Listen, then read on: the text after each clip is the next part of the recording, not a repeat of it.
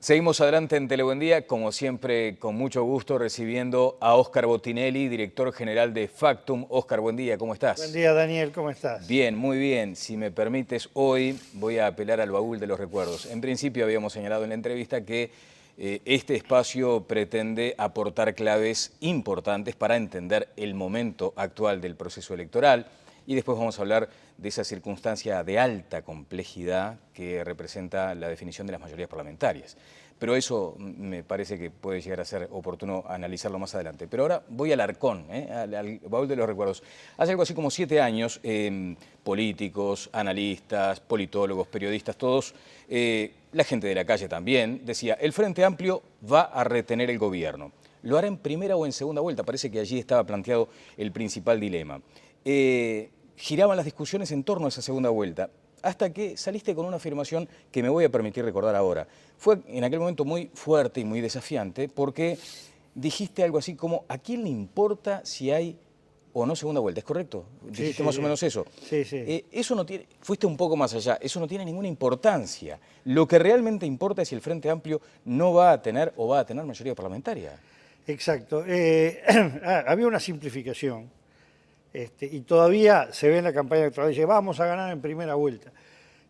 Por supuesto, tiene importancia. Cuando yo digo eso no le importa a nadie, lo dije en Telenoche hace pocos días. Bueno, le importa para empezar la Corte Electoral a los 20 y pico mil de personas que integran las mesas, ¿no? A los que hacen campaña electoral 5 semanas más. Pero estoy hablando desde el punto de vista sustantivo político. Claro. Ganar en primera o segunda vuelta es lo mismo. El tema es si hay o no mayoría parlamentaria, ¿no? Entonces... Pero tú con ese razonamiento estableciste claramente digamos, las prioridades. Claro, ahí logramos una cosa que hoy lo hemos logrado transformar, por suerte, con gran esfuerzo, porque fue muy discutida nuestra afirmación, de que lo que importa es ver si hay o no mayoría parlamentaria. A partir de ahí se desata todo el nudo de la elección. Claro. Hoy creo que está bastante afirmado el tema, bastante fuerte, porque en Uruguay se necesita, no solo como en cualquier país del mundo para aprobar las leyes, no solo para aprobar la ley madre de un gobierno, que es el presupuesto, que le marca el camino para los 4 años siguientes, porque el primer año se van a hacer y a aprobar el presupuesto, pero sino también para sostener el gobierno. Yo digo, se puede llegar a gobernar sin mayoría parlamentaria, pero no con una mayoría parlamentaria hostil.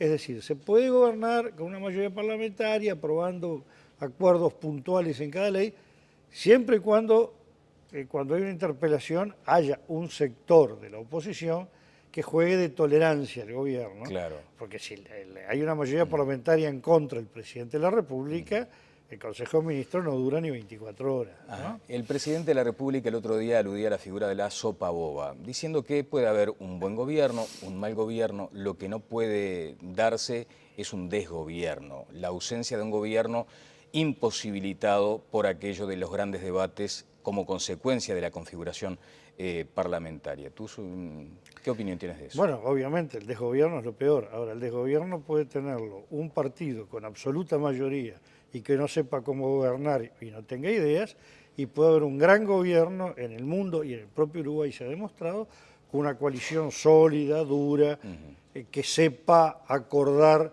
los temas y que juegue en la política alta. Es decir, la forma del gobierno y el contenido de la gestión no necesariamente son causa y consecuencia. Bueno, las mayorías se dan o se construyen. Exacto. En función de eso, me gustaría, si te parece, recordar lo que fue la denominación del presidente de la calle de Herrera con la coincidencia nacional. Se supo que luego fue una mayoría a forceps y que luego se fue deshilachando. ¿Coincides con ese...? No. Primero, lo que pasa es que la calle la calle Herrera, en su gobierno 1990-95, construye una muy amplia coalición. De esa amplia coalición rápidamente se va el Foro Ballista, al año más o menos.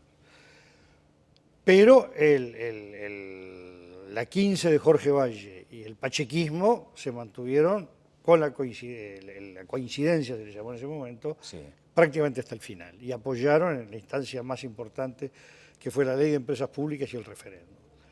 Ese gobierno fue golpeado por un tema distinto.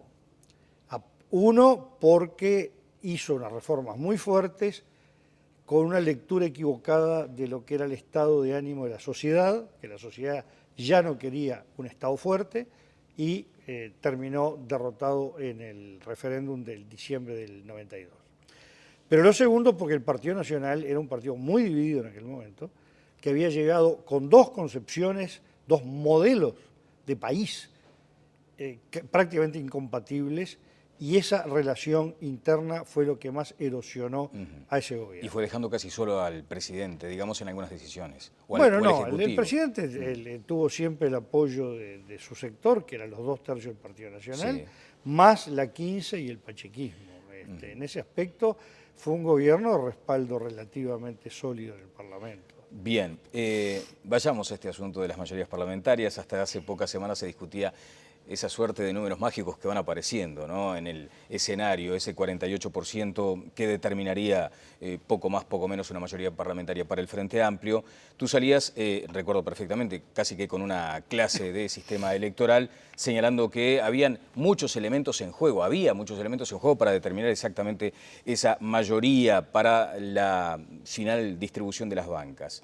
Y terminaste con una afirmación, recuerdo aquí también, el Frente Amplio puede obtener mayoría parlamentaria con el 47%, puede perderla con más del 48%, exacto, lo que parecía algo difícil de comprender. Sí, por suerte veo que ya analistas, periodistas han tomado este concepto, porque hasta ahora parecía que había una cifra mágica. A partir de tanto hay mayoría, después de tanto no. Lo cual, primero, prácticamente en ningún sistema se puede hacer conclusiones de esa naturaleza.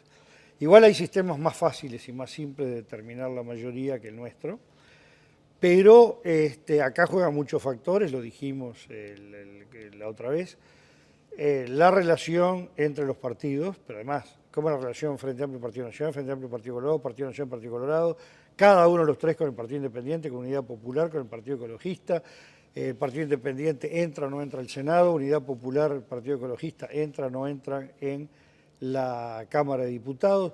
Todo es cuánto es la magnitud, el tamaño, ¿no?, del voto en blanco y anulado. Todo esto determina con qué porcentaje se puede llegar a la mayoría absoluta. Nosotros hemos hecho ejercicio que incluso llevando los números casi al forceps o al ridículo, nos daba un Frente Amplio teniendo mayoría parlamentaria, esos son los divertimentos de computadora, con el 46,7, y nos daba perdiendo con el 48,5, ¿no? Es decir... Claro, pero esos ejercicios permiten desterrar esos conceptos, como tú decías, de números mágicos. Claro, entonces el tema no es el número mágico, el tema es la relación entre todos. Para el Frente Amplio lo mejor es que la Unidad Popular, yo lo decía, pegue en el palo y quede afuera, claro, el Partido Ecologista pegue en el palo y quede afuera, el Partido Independiente pegue en el palo en la tercera, en la cuarta banca, la que sea, y quede afuera, e incluso que el Partido Colorado y el Partido Nacional ganen sus bancas con holgura, lo cual quiere decir que quedaron muchos votos por ahí. Entonces el Frente Amplio puede, como fuerza más votada, succionar mucho de lo que los demás pierden. Bien, Óscar, un apunte, más allá de algunos temas que me gustaría seguir hablando contigo. Se habla de una definición que en el último tramo puede llegar a ser determinante de aquel que aún hoy está indefinido, que en el último instante, midiendo otras variables que de pronto no eran las acostumbradas, puede llegar a determinar la definición. Bueno, eso pasa siempre, es decir... no es un hecho nuevo, no es un... No es novedoso. Yo no veo que haya una volatilidad especial. Lo que sí veo que la gente tiene un poco más de dudas que en otras oportunidades. Pero salgamos de la clasificación bruta, eso es decir, ¿cuántos son los decididos y cuántos los indecisos? Espere, en el medio hay un montón. Uno está el que no tiene idea, no sé para dónde va a ir. Está el que el indefinido, cuando uno lo explora, la única duda que tiene entre el Partido Nacional y el Partido Colorado, por ejemplo. Otro que tiene duda, pero que la duda es que nunca votó un partido tradicional. Bueno, ahí ya las definiciones avanzan un poco más. En el otro extremo, además del que va a los actos, salta, grita, está el decidido por tradición y porque hay un macro modelo de país que coincide con el de un partido político, y eso, yo diría, ese voto lo tiene decidido hace 5 años, 10 años, 15 años. Eso es un porcentaje del país que está fácilmente por encima de los 2/3. Ahora, después hay gente que, teniendo claro el partido que vota, generalmente pues lo votó anteriormente, le van quedando dudas si las afirma o no las afirma, puede cambiar a último momento. El tema es que estamos manejando cifras donde que se vuelque 2, 3, 4% del electorado de un lado para otro, de un lado para otro digo hasta rotando entre los partidos, bueno, produce efectos fenomenales, es mucho más importante los efectos que puede producir los movimientos que la cantidad del movimiento, ¿no? Pasó en las internas pasadas, todavía existe una ilusión óptica que hubo una corriente arrolladora de centenares de miles de votos que cambiaron la Rañaga a la calle Pou, ¿no? Bueno, Claro. fue el 1,4% del electorado nacional, en cambio, nada más. Claro. Lo que pasa es que fue lo suficientemente decisivo para generar un fenómeno que a nosotros nos parece que el fenómeno fue mucho más grande.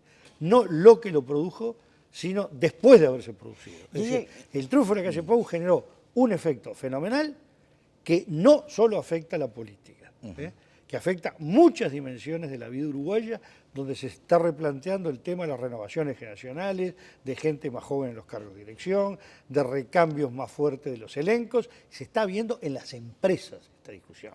No es un tema solo de política. En las empresas, los sindicatos, las cámaras empresariales, los clubes de fútbol, en todos lados quedó planteado a partir del resultado del 1 de junio. Bien, hay un votante que toma una elección casi que como una tómbola, una quiniela, un juego de azar, y que dice a último momento, mi olfato va para este lado, voy a votar a este que es ganador. No, creo que no. Siempre hay, por supuesto. Pero es absurdo imaginar que incide, digamos. No, en para términos. nada. No.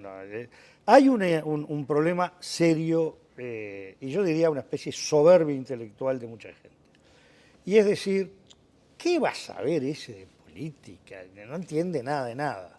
No, lo que hay que entender es muy grande la cantidad de gente que no está en condiciones de verbalizar por qué vota, de exponer en un discurso racional, yo voto por categoría 1, ABC, categoría 2, no. O que no es capaz de, no solo verbalizar, sino de racionalizar. Cuando la gente dice, ¿puedo votar por fulano? Porque me gusta. Bueno, si usted hace el ejercicio, desde una larga conversación, Bueno, pero hay una técnica además. una técnica, una entrevista en profundidad, descubre que ese individuo sintoniza en ese partido y en ese candidato cosas de la sociedad, cosas del mundo, donde quiere vivir. Que el mundo sea así, que el mundo sea de determinada forma. No es una cosa irracional, al revés, es muy profunda, que tiene que ver con elementos estructurales de la persona, de su formación y de su entorno. La gente puede dudar, porque no siempre la oferta política corresponde al deseo.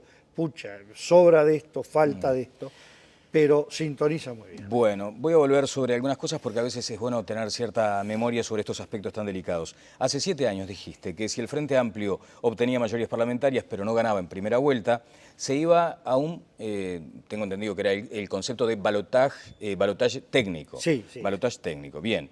Una mera formalidad con resultado anunciado. Eso se dio en 2009, el Frente Amplio obtuvo aquellas 50 bancas de diputados y el balotaje fue un triunfo anunciado del actual presidente Mujica, sin que hubiera en aquel momento una cierta competencia. Ahora, ¿se podría dar lo mismo si el Frente Amplio logra mayoría parlamentaria? Voy a leer más o menos el razonamiento tuyo de aquel momento. A la inversa, ¿qué pasa si la suma de bancas del Partido Nacional y del Partido Colorado dan una mayoría parlamentaria a los partidos fundacionales? Bueno, el tema es así. Lo del balotaje técnico nosotros lo planteamos por 2 razones. Sí. La primera, porque Uruguay creó una exigencia, a mi juicio, no coherente, de que hay que tener más de la mitad del total de votantes cuando hay voto en blanco anulado que normalmente no se mueve. En el mundo entero, cuando hay este régimen de mayoría absoluta invariable, se llama, es mayoría absoluta del total de votos válidos. Vale decir que el partido que gana tenga más votos que todos los demás sumados. Cuando eso ocurre, y mucho más cuando ya tiene mayoría parlamentaria, el balotaje está definido, porque uno de los problemas que afectó a la calle Herrera en el balotaje del 2009, el razonamiento, pues es una apuesta al vacío si llega a ganar la calle Presidente y las 2 cámaras dominadas por el Frente Amplio, ¿no? ¿Qué pasa en este país? Es complicadísimo. Es decir, el panorama queda ya definido. La inversa que ocurre, la inversa fue la del 99. El Partido Nacional y el Partido Colorado con más o menos el 55% de las bancas, en aquel momento el Partido Colorado arriba, el Partido Nacional abajo, hicieron un acuerdo formal, estructurado, discutido, un acuerdo electoral para votar a Valle y Hierro López a la presidencia y vicepresidencia y para gobernar los 5 años. Bueno, cuando se presenta una coalición firme, formal, no tiene la misma solidez que un partido porque alguien puede apostar, bueno, pero esta coalición se puede romper, ¿no? No va a gobernar un presidente contra un partido, sino dos, uno de los cuales puede desatarse el acuerdo. Pero uno diría, ya es una apuesta a una jugada riesgosa y que por lo menos hay un grado menos que la firmeza de un partido con mayoría absoluta, pero que ganarle a una coalición que realmente hizo un acuerdo muy sólido, no transforma el balotaje en técnico, pues yo diría, con un resultado 90% anunciado. Por lo tanto, si gana Vázquez, si el Frente Amplio es la fuerza más votada con mayoría parlamentaria, yo creo que Vázquez es presidente de la República. Si la mayoría parlamentaria la forman el Partido Nacional y el Partido Colorado y construyen inmediatamente un sólido acuerdo, las probabilidades de que gane un candidato de los partidos tradicionales, yo diría que si no es total, es casi total. Vale decir, balotaje abierto hay si se llega sin mayoría parlamentaria de nadie, ¿no? La importancia estratégica del 27, ya no del 26. Bueno, yo digo de la noche del 26. Ahí.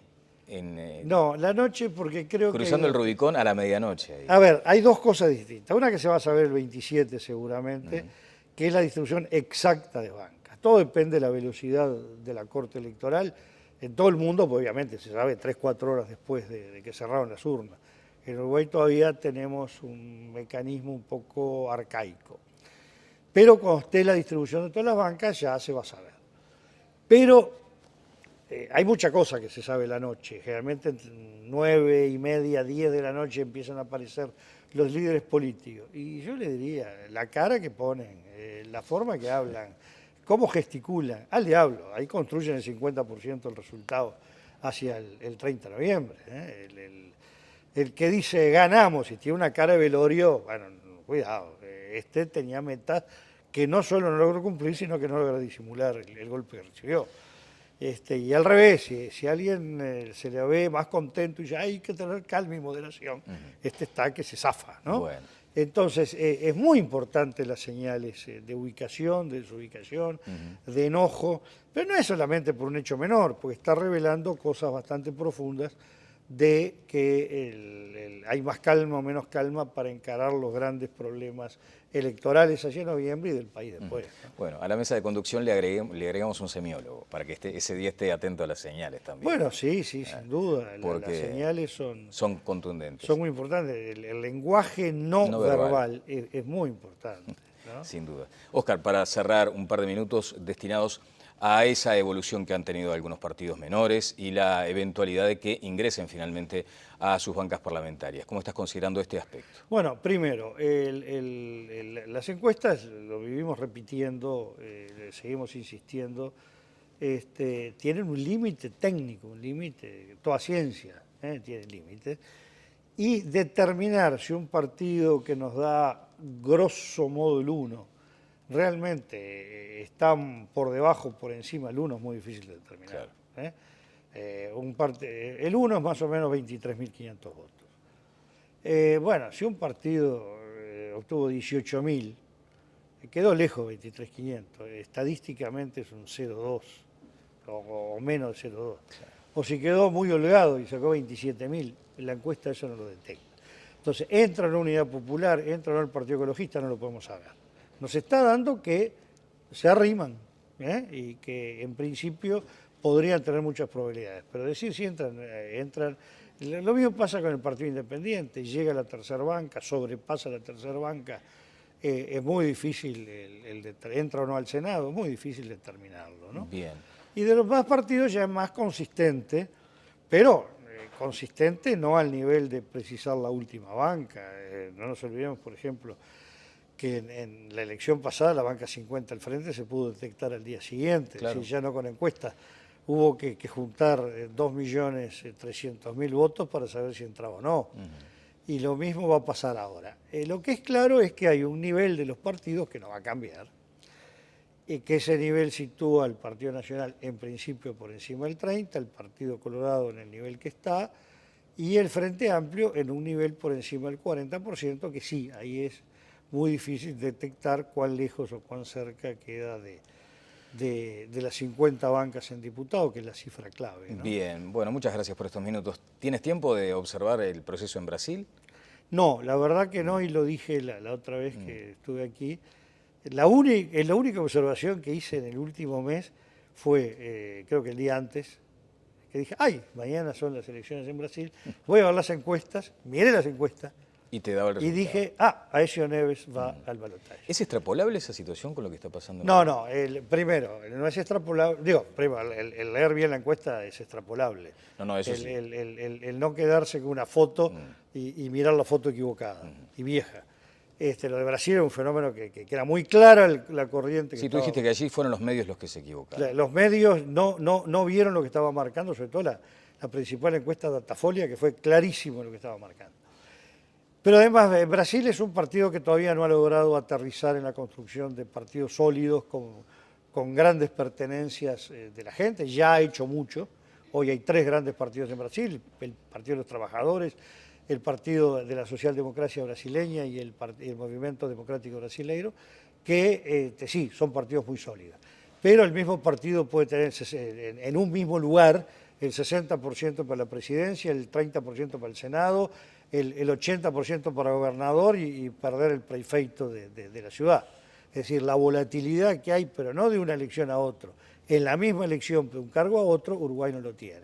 Entonces, en Uruguay, estas cosas tan extrañas que sí pueden aparecer en Brasil y que los movimientos subterráneos son tan fuertes, no son tan grandes. Ahora, claro, un pequeño movimiento puede determinar un terremoto político. De alguna manera, la elección del 1 de junio fue un pequeño movimiento final o subterráneo que aflora al final en favor de la calle Pou y básicamente Montevideo, porque en el resto del país fue parejo. El interior ganó Larrañaga, sí. Canelones ganó la calle Pou por apenitas. Es decir, que se decidió Montevideo, fue un pequeño movimiento de electorado y causó realmente un terremoto político, más allá de lo que pase el 26 de octubre y el 30 de noviembre, y lo que pase con la persona de Luis Lacalle Pou, le vaya muy bien o no le vaya tan bien. El terremoto existió y ya dije, removió muchas más cosas que solamente las elecciones, la votación o la política. Muchas gracias, como siempre. No, gracias a ti, Dani. El director general de Factum, Óscar Botinelli. Pausa y seguimos adelante en Televuelta.